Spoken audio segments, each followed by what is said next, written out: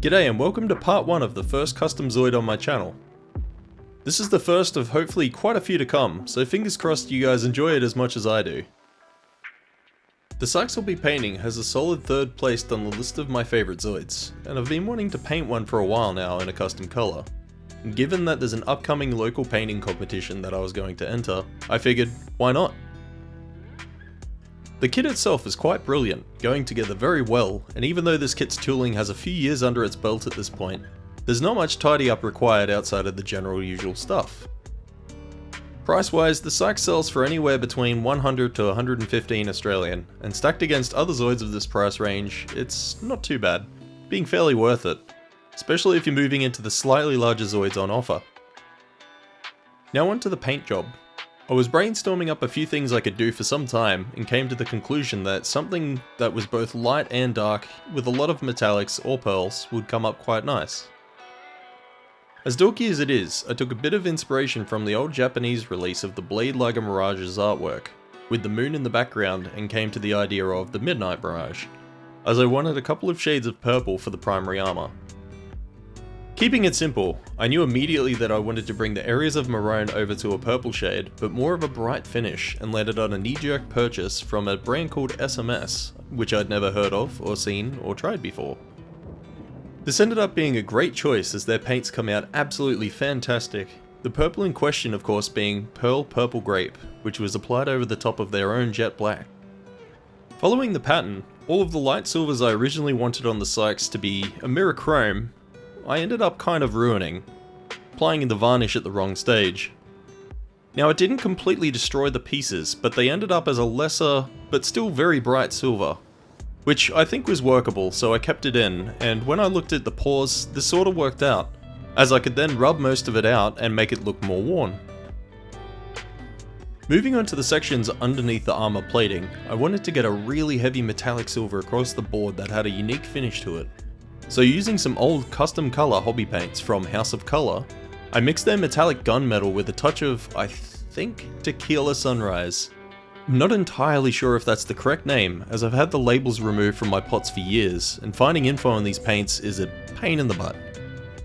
Moving on to the external armour plating, I toyed with a sooty gunmetal black mix, made up of custom colours Gunmetal and Galaxy, and found it didn't match exactly what I was looking for.